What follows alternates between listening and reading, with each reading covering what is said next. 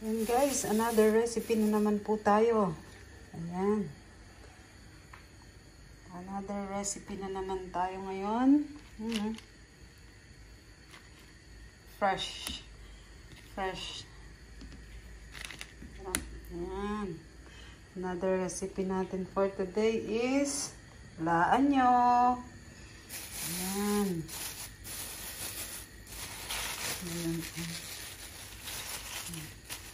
Tapos, nagpakulo na rin ako ng tubig. Ayan. Tapos, nilagay ko na yung sibuyas.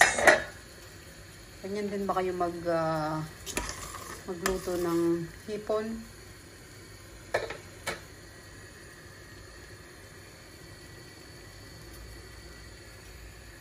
Ayan.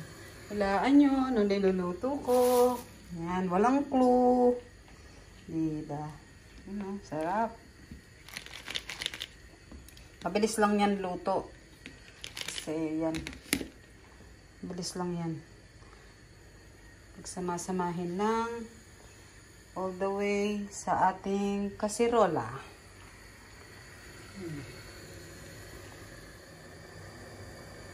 Yan na, ilagay na natin yung kamatis. At next na yung hipon.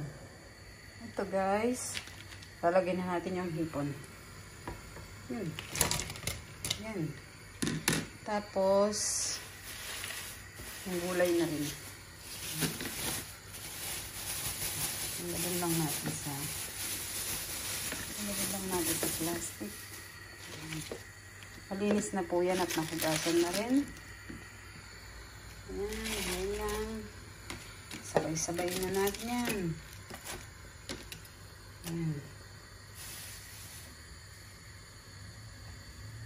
Tapos, itong sinigang. Ayan. Ayan, tapos itong sinigang mix.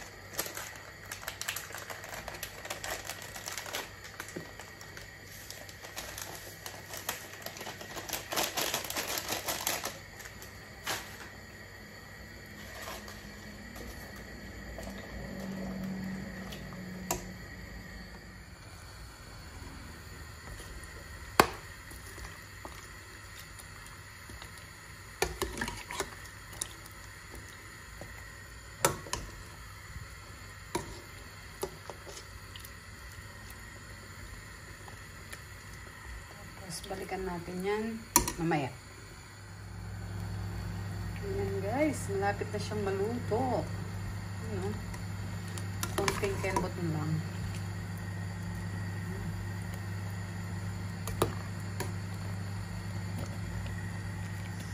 Super yummy.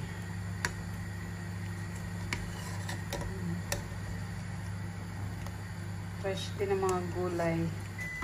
Ayan, dapat mabilis lang yung gulay kasi para crunchy pa. Hintayin lang natin kumulo and then let's eat. Ayan na guys, tapos na tayo magluto. So, let's eat. Ito na po siya. Thank you guys for watching.